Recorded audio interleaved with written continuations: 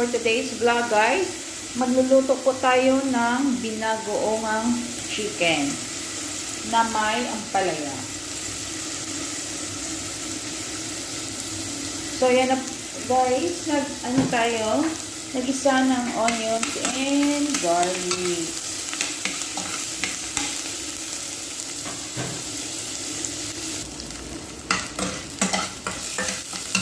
Then, mag-add na po tayo guys ng chicken.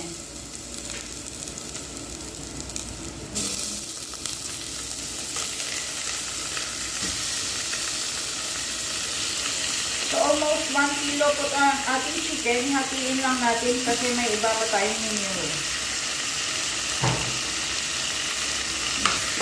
Halo-haloin siya guys.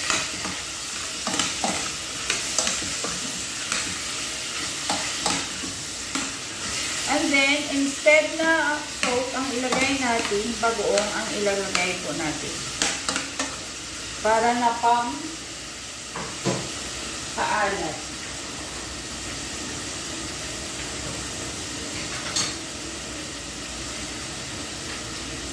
So, yan guys. Ang ilalagay natin.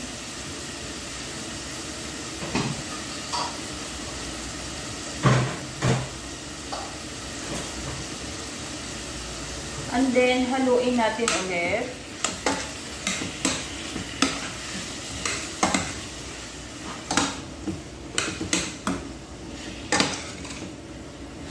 Then, lagyan po natin ng konting water para ma-absorb yung chicken ang ating bagoong.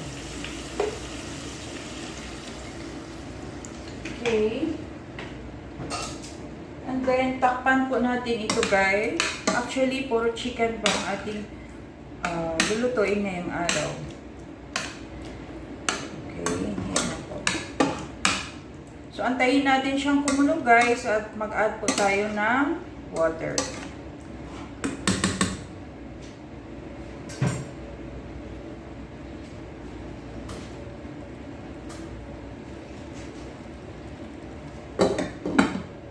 And while waiting po dito sa isa nating menu, gigisa din tayo ng onions and garlic ulit with luya. So, dyan naman natin gagawin sa isa nating kalan. So, yan na po guys. Pag uminit na po siya, mag-add tayo ng onions, garlic, and luya. So, ang ilalagay naman natin po dyan sa ating chicken ay broccoli and carrots.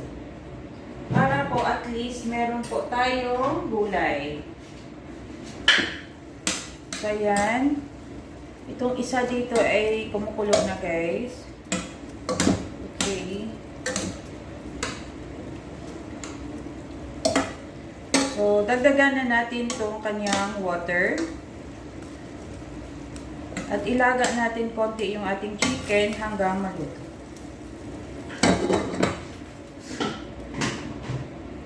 So, mag-add pa tayo ng water.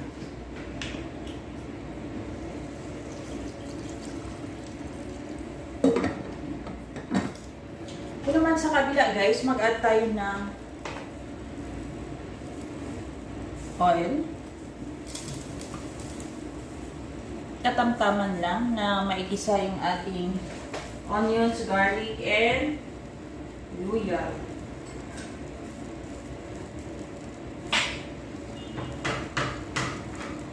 Actually, itong kalan natin guys, mabilis siyang uminit. Kaya, mabilis din tayo nakakaluto. I mean, matapos ang ating mga niluluto. Yan, medyo okay na yung kanyang mantika. So, ilagay na natin ang ating mga onions, garlic, and luya. Sabay-sabay na yan, guys. Okay?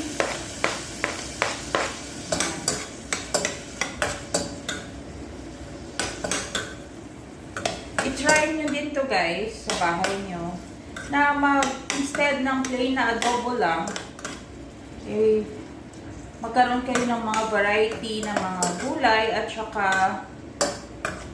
menu sa inyong manok. Yan. Para hindi po nakakasawa.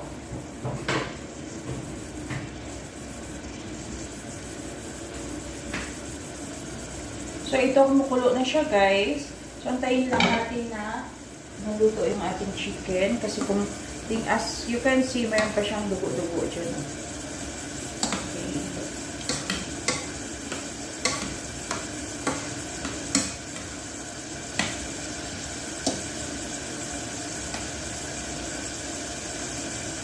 Pwede din kayo dito mag-add ng pepper.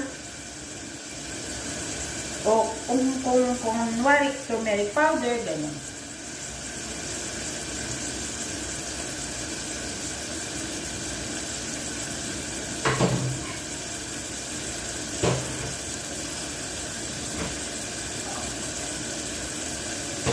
Nagdagan pa natin konti ang bagoong.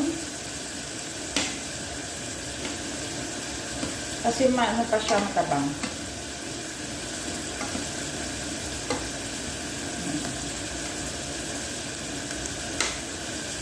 Kung isa naman guys, halo-haluin na natin yan.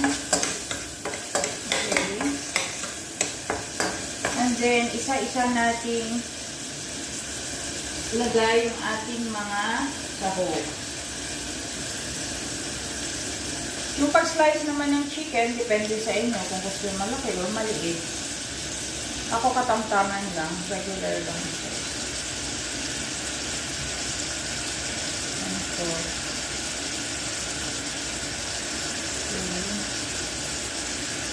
enough na po yan.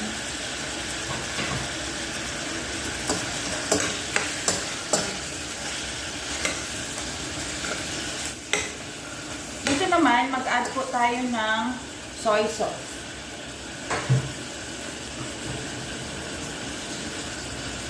So, mag-add tayo ng soy sauce.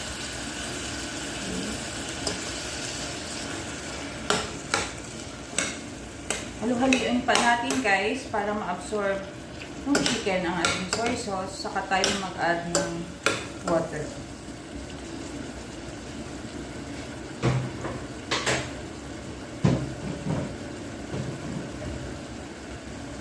Then, a little bit of oyster sauce. Oyster sauce po ito guys.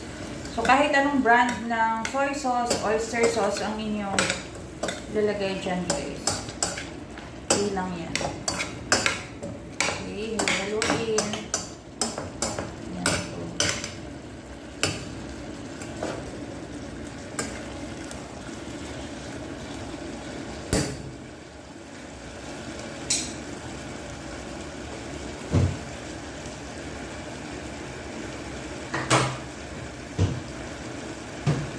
Ang pinaka-goal po kasi natin guys, sa pagluluto natin is may gulay na maihalo tayo sa ating mga niluluto para kahit papano po ay healthy po ang ating niluluto.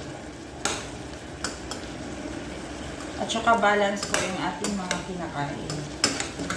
Kasi may protein na siya, may vitamins, gano'n.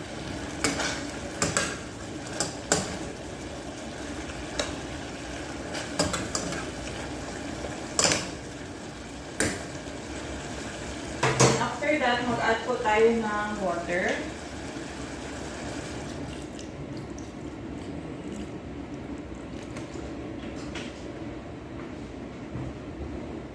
Then, takpan po natin siya.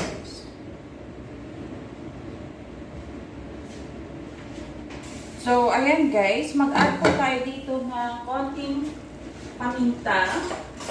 Yung durog na paminta. Okay.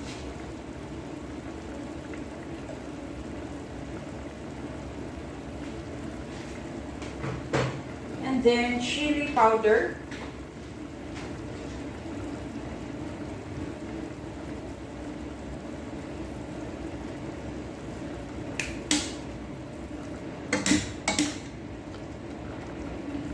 At pwede din tayo mag-add ng dahon ng laurel, guys. So, mag-add tayo kasi meron din akong dahon ng laurel. Actually, mga flavorings lang po yun guys para mas lalong sumarap yung ating niluluto. So, mag-add lang tayo ng 3 piraso. Okay. Takpan po natin ulit. So, yung ito naman dyan sa kabila guys, medyo ano na siya, kumukulo. Ayan. So, antay-antayin na lang natin guys. Stay tuned! Andito guys, mag-add po tayo ng, sa ating binagoongang chicken, mag-add po tayo ng coconut milk. So, para maging malasa po siya guys. Add po tayo ng coconut milk. Okay, here. I-pour po natin dyan. Powder po ito ng milk, ng coconut milk. Dapat mainit na water. Pero tinatamad na ako kaya yan.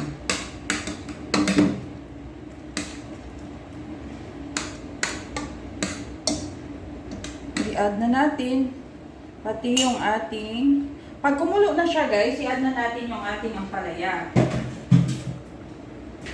Okay. So, you see, magpapakream po ito at saka at least mababawasan yung pait ng ampalaya, yung pakla, ganun.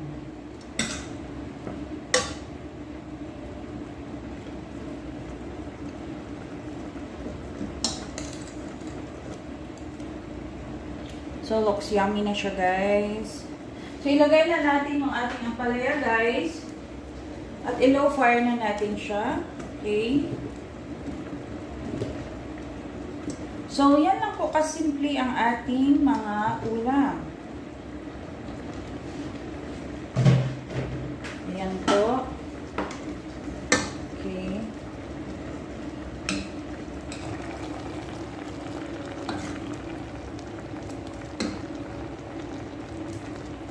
So, takpan po natin siya. And after like 1 minute, tanggalin na natin siya. Kasi sa init nung nung kanyang sauce, maluluto na yung ating ampalaya.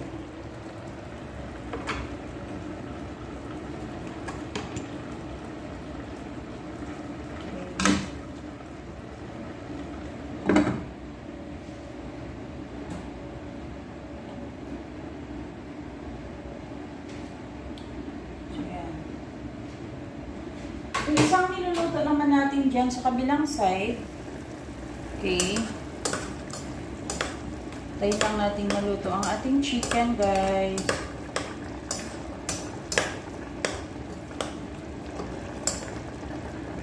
Actually, nag-add tayo dito ng pepper. Konting pepper lang.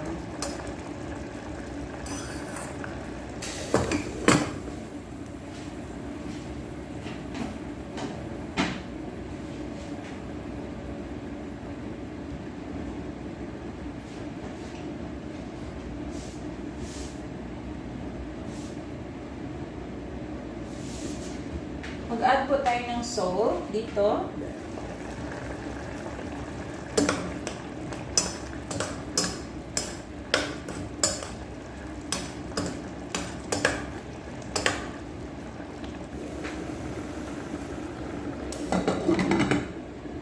So, patayin ko na ito guys. Maluluto na lang yan siya sa init ng ating sabaw. Para hindi po ma-overcook yung ating ampalaya. So, dyan na tayo mag-focus sa ating another na pagkain niluluto. Dyan sa isa, guys.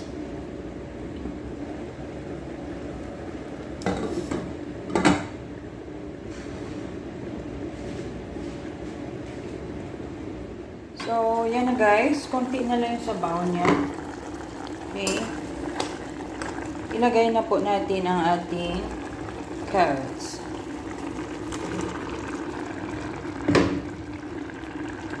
Ayan. Yung broccoli natin guys, later. Ay, yeah. Later.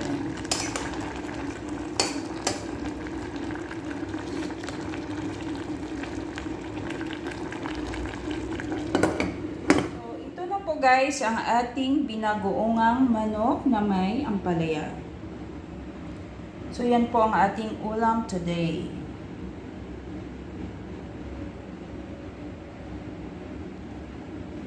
Yan. There you go guys. Tamang-tama lang. So, ito na po yung ating chicken naman na may carrots and broccoli.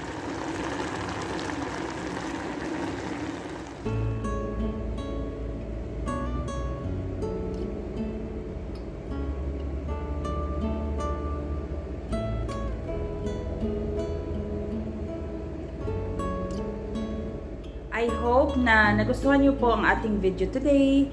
And don't forget to like and subscribe on my channel, Pink Mom RN. And salamat po sa walang sawang pagtangkilik nyo sa aking channel. See you in my next vlog. Bye! God bless everyone! Advance Merry Christmas po!